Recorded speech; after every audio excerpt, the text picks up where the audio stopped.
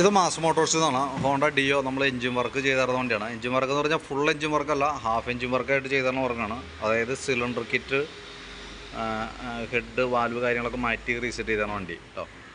അപ്പോൾ അത് work complete ആയിട്ടുണ്ട്. അപ്പോൾ നമ്മളതിനകത്ത് ചെയ്തേക്കണ വർക്കിൻ്റെ ഡീറ്റെയിൽസ് എന്ന് പറഞ്ഞു കഴിഞ്ഞാൽ നമുക്ക് സിലിണ്ടർ കിറ്റൊക്കെയാണ് കംപ്ലയിൻ്റ് ആയിരുന്നത്.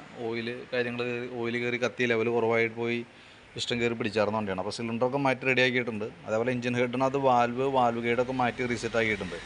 പിന്നെ അതിനകത്ത് തന്നെ ഓയിൽ സീലുകൾ, ഗ്യാസ്കറ്റ് ഐറ്റംസൊക്കെ മാറ്റിയിട്ടാണ് റീസെറ്റ് ചെയ്തത്. അതിൻ്റെ ക്ലച്ച് ഭാഗത്തേക്ക് വരുമ്പോഴത്തേക്കും ക്ലച്ചിൽ നമുക്ക് വേറെ പറയത്തക്ക പാർട്സുകളൊന്നും മാറ്റിയിട്ട് വന്നല്ല. അതിനകത്ത് തന്നെ 1-2 ഓയിൽ സീലുകളാണ് ചേഞ്ച് ചെയ്തിട്ടാണ്. പിന്നെ അത് കൂടാണ്ട് ഗിയർ ബോക്സിൻ്റെ ഭാഗത്തും മെയിൻ്റനൻസ് വന്നിട്ടുണ്ട്. ഗിയർ ബോക്സിനകത്ത് തന്നെ ഓയിൽ സീല്, ബെയറിംഗ് ഒക്കെ മാറ്റിയിട്ടാണ് റീസെറ്റ് ചെയ്തത്. അപ്പോൾ അതിനകത്ത് പ്രത്യേകം ശ്രദ്ധിക്കേണ്ട കേസ്, ഫുൾ എഞ്ചിൻ വർക്ക് ചെയ്തിട്ടില്ല. ക്രാങ്ക് ഷാഫ്റ്റിനൊന്നും കംപ്ലയിൻറ്റ് ഉണ്ടായില്ല. അപ്പോൾ അതുകൊണ്ട് ക്രാങ്ക് കാര്യങ്ങൾ മാറ്റിയിട്ടില്ല. സിലിണ്ടർ കാര്യങ്ങളാണ് മാറ്റി റീസെറ്റ് ചെയ്തേക്കണേ. ക്ലച്ചിനകത്ത് പറയത്തക്ക കംപ്ലയിൻസുകളില്ല. ക്ലച്ച് ഗ്രീസിങ് അടക്കമുള്ള വർക്കുകളാണ് ക്ലച്ചിൽ ചെയ്തേക്കണേ. ഗിയർ ബോക്സിനകത്ത് oil seal, gasket, gear oil അടക്കം മാറ്റി റീസെറ്റ് ചെയ്തേക്കണേ ഗിയർ ബോക്സിൻ്റെ ഭാഗത്ത്. അത്രയും ആ രീതിയിലാണ് വർക്ക് ചെയ്തേക്കണത്. പിന്നെ കാർബേറ്റർ കംപ്ലയിൻറ്റ് ഉണ്ടായിരുന്നു. കാർബേറ്റർ മാറ്റി നമ്മൾ പുതിയ കാർബേറ്ററാണ് വെച്ചേക്കണത്. അതിനകത്ത് നമുക്ക് ബാക്കിയുള്ള വർക്കുകൾക്ക് നമ്മൾ 1 ഇയർ വാറണ്ടി പറയുന്നുണ്ട്. അതായത് സിലിണ്ടറിൻ്റെ വർക്കിനൊക്കെ 1 ഇയർ വാറണ്ടി ഉണ്ട്. പക്ഷേ കാർബേറ്ററിൻ്റെ കേസിൽ നമുക്ക് ഒരു ഗ്യാരണ്ടിയോ വാറണ്ടിയോ പറയാൻ പറ്റില്ല. അതായത് പ്രത്യേകിച്ച് നമ്മൾ വണ്ടി ഉപയോഗിക്കാണ്ട് 2 ദിവസം വെച്ചാൽ വണ്ടി കാർബേറ്റർ കംപ്ലയിൻറ്റ് വരും. അപ്പോൾ അതുകൊണ്ട് തന്നെ കാർബേറ്ററിൻ്റെ ഭാഗത്ത് പ്രത്യേകിച്ച് ഒരു വാറണ്ടിയും നിലവിലില്ല. പ്രത്യേകം ശ്രദ്ധിച്ചേക്കാം. കാരണം വെച്ചാൽ കാർബേറ്ററിന് ഒരു വാറണ്ടിയോ ഗ്യാരണ്ടിയോ ഇല്ല. കമ്പനി ഒറിജിനൽ പാർട്സാണ് നമ്മൾ വെച്ചേക്കണേ. ഒറിജിനൽ പാർട്സ് വെച്ചിട്ടുണ്ട്. അത് നമ്മൾ ആ രീതിയിൽ തന്നെയാണ് ചെയ്തത്. എല്ലാ പാർട്സും കമ്പനി പാർട്സുകൾ മാത്രമേ നമ്മൾ യൂസ് ചെയ്തിട്ടുള്ളൂ. കാർബേറ്ററിനകത്ത് പ്രത്യേകിച്ച് ഒരു ഗ്യാരണ്ടിയോ വാറണ്ടിയോ ഒന്നുമില്ല. അത് പറയാൻ കാരണം ഇപ്പോഴത്തെ E20 പെട്രോൾ ഉപയോഗിക്കുന്നത് കൊണ്ട് തന്നെ പുതിയ കാർബേറ്റർ വെച്ചിട്ട് പോലും 2 ആഴ്ച 3 ആഴ്ചയ്ക്കുള്ളിൽ കംപ്ലയിൻറ്റ് വന്നേക്കണ വണ്ടികളുണ്ട്. അപ്പോൾ പ്രത്യേകിച്ച് ഒരു കമ്പനിയും നമുക്ക് വാറണ്ടിയിൽ മാറ്റി തരില്ല. കാർബേറ്ററുമായി ബന്ധപ്പെട്ട ഒരു സാധനം മാറ്റി തരില്ല. പെട്രോൾ ഡയറക്റ്റ് കോൺടാക്റ്റിൽ വന്ന ഒരു സാധനങ്ങളും നമുക്ക് റീപ്ലേസ് ചെയ്ത് കിട്ടില്ല. ഉദാഹരണത്തിന് ഇതായിരിക്കുന്നത് പെട്രോൾ ടാപ്പാണ്.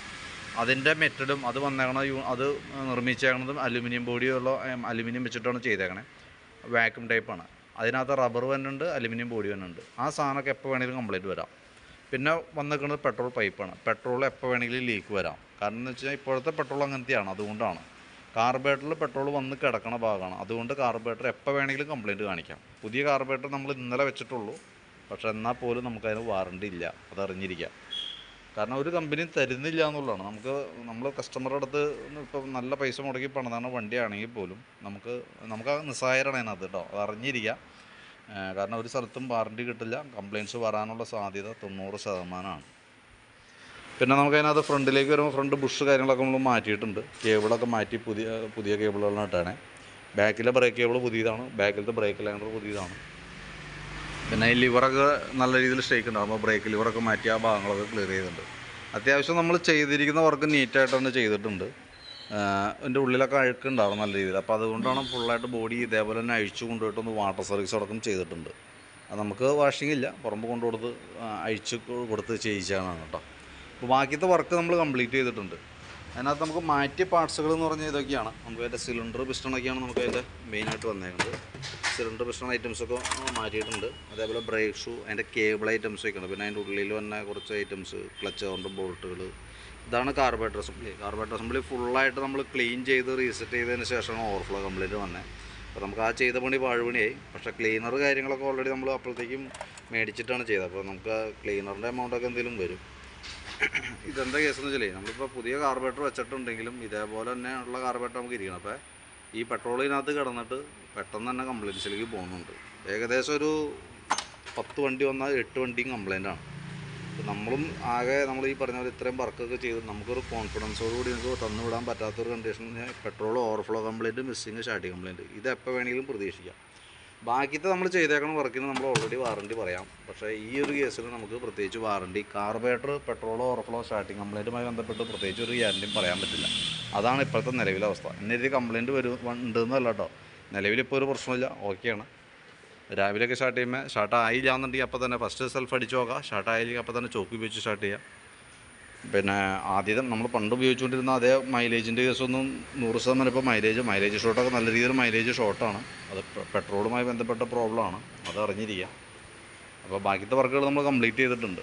പിന്നെ അതിനകത്ത് വാറണ്ടിയിൽ വന്നതെന്ന് പറഞ്ഞാൽ നമുക്ക് 3 സർവീസ് നമുക്ക് വാറണ്ടിയിൽ നിർബന്ധമായിട്ടും ചെയ്യേണ്ടതായിട്ടുണ്ട്. വാറണ്ടി പീരീഡ് എന്ന് പറഞ്ഞാൽ 1 വർഷം അല്ലെങ്കിൽ 12,000 കിലോമീറ്ററാണ്. അപ്പോൾ നിലവിൽ നമ്മുടെ വണ്ടി വന്ന സമയത്ത് മീറ്റർ റീഡിംഗ് ഒന്നും കറക്റ്റ് അല്ലായിരുന്നു. ഞാനിപ്പോൾ കേബിളൊക്കെ മാറ്റി റീഡിംഗ് ഒക്കെ കറക്റ്റ് ആക്കിയിട്ടുണ്ട്. 78,521 കിലോമീറ്ററാണ് ഇപ്പോൾ നിലവിൽ വണ്ടി ഇപ്പോൾ ഓടിയേക്കുന്നത്.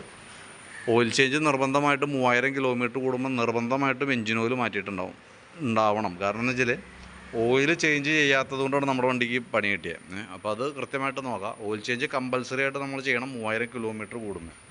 പിന്നെ വാറണ്ടി പീരീഡിൽ 3 സർവീസുകൾ വരുന്നുണ്ട്.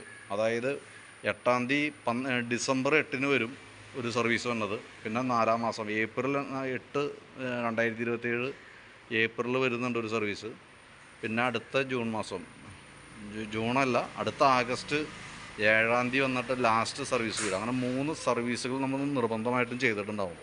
അത് ഓൾറെഡി നമ്മൾ ആ ഡേറ്റിന് ഇവിടെ ഓൾറെഡി അഡ്വാൻസ് ബുക്കിംഗ് ആയിട്ട് ഇപ്പോൾ ചെയ്തിട്ടിട്ടുണ്ട്. ഒരാഴ്ച മുമ്പ് നിങ്ങളെ വിളിച്ച് നമ്മൾ കൃത്യമായിട്ട് അതിൻ്റെ കാര്യങ്ങൾ പറയാം. കാരണം വെച്ചാൽ സർവീസ് ചെയ്യേണ്ട കേസുകൾ. ഇനി ബൈ ചാൻസ് വിളിക്കാൻ വിട്ടുപോയാൽ തന്നെ നിങ്ങൾ ഓർമ്മയോട് കൂടി അത് ചെയ്തേക്കാം. ഞാൻ ബില്ലിൻ്റെ ബാക്കിലൊക്കെ കറക്റ്റ് ഡേറ്റൊക്കെ കൃത്യമായിട്ട് എഴുതി തന്നേക്കാം.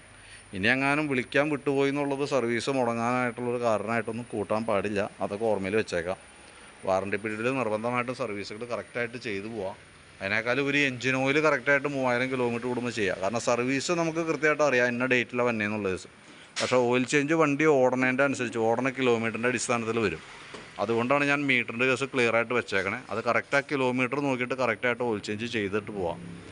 അപ്പോൾ പരമാവധി മാക്സിമം നമുക്ക് ലൈഫ് ഉപയോഗിക്കാൻ കിട്ടും. ഇതിൻ്റെയൊക്കെ എഞ്ചിൻ എന്ന് പറഞ്ഞാൽ അങ്ങനെ പ്രത്യേകിച്ച് കംപ്ലയിൻറ്റ് വന്ന കേസല്ല.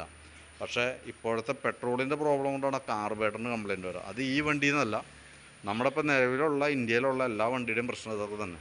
അതായത് 2023-ന് മുമ്പുള്ള എല്ലാ വണ്ടിയുടെയും അവസ്ഥ ഇതൊക്കെ തന്നെ. ഓട്ടം കുറവാണെങ്കിൽ ആ കംപ്ലയിൻറ്റ്സ് പെട്ടെന്ന് വരും. ഓട്ടം നല്ല രീതിയിൽ ഓട്ടമുള്ള വണ്ടിക്കാണെങ്കിൽ ആ കംപ്ലയിൻറ്റ് വരും. അതിന് കുറച്ച് സമയം കിട്ടുമെന്ന് മാത്രം. അപ്പോൾ അതാണ് ആ രീതിയിൽ ഉപയോഗിക്കുക പരമാവധി കേട്ടോ. പിന്നെ അതിൻ്റെ ഈ എൻജിൻ സൈലൻസ് പിടിപ്പിക്കുന്ന ഈ ബോൾട്ടിൻ്റെ ത്രെഡ് ചെറിയ കംപ്ലയിൻ്റ് ഉള്ളതാണ്. ആദ്യമേ ഇവിടെ ഈ സൈഡ് ഒരു ക്രാക്ക് ആക്കിയിട്ടാണ് ആദ്യം ബോൾട്ടൊക്കെ ഊരിയിടുന്നത്. ഫുൾ ടൈറ്റാണ്, വേറെ പ്രോബ്ലം ഒന്നുമില്ല. ഇവിടെ ഒരു ചെറിയൊരു ചിന്നൽ പോലെയൊക്കെ ഉണ്ട്, അത് ആദ്യമേ ഉള്ളതാണ്. പക്ഷേ നല്ല സ്ട്രോങ്ങിൽ ബോൾട്ട് ടൈറ്റായിട്ടൊക്കെ ഉണ്ട്, വേറെ പ്രോബ്ലം ഒന്നുമില്ല. ഞാനത് കണ്ടപ്പോൾ ഡീറ്റെയിൽസ് ഒന്ന് അപ്ഡേറ്റ് ചെയ്തെന്നുള്ളൂ. അപ്പോൾ വർക്ക് കംപ്ലീറ്റ് ആയിട്ടുണ്ട്. ഞാനിപ്പോൾ ബോഡിയൊക്കെ ഒന്ന് ഫിറ്റ് ചെയ്തതിന് ശേഷം വണ്ടി ഒന്ന് ടെസ്റ്റ് ഡ്രൈവും കൂടി നടത്താം. അതിന് ശേഷം ബില്ലാക്കിയിട്ട് കോൺടാക്റ്റ് ചെയ്യാം. പ്രത്യേകം ശ്രദ്ധിക്കുക, ഞാൻ അഡ്വാൻസായിട്ട് ബുക്കിംഗ് സർവീസിന് ചെയ്തിട്ടിട്ടുണ്ട്. ഇനി അതൊരു കാരണമായിട്ട് വിട്ടുപോകരുത്. അതിന് വേണ്ടിയിട്ടാണ് മുൻകൂട്ടി ബുക്ക് ചെയ്ത് വെച്ചേക്കണേ. അപ്പോൾ അതൊന്ന് നോക്കി ആ രീതി പ്രകാരം കറക്റ്റായിട്ട് ചെയ്യാനായിട്ട് ശ്രദ്ധിക്കുക. നമ്മൾ മാക്സിമം സപ്പോർട്ട് ചെയ്യാം. നമ്മളവിടെ ഭാഗത്തുനിന്ന് വിളിച്ച് കൃത്യമായിട്ട് ഉറപ്പിക്കാം. ആ സമയത്തിന് കൊണ്ടൊന്ന് ചെയ്താൽ മതി. ഓക്കെ.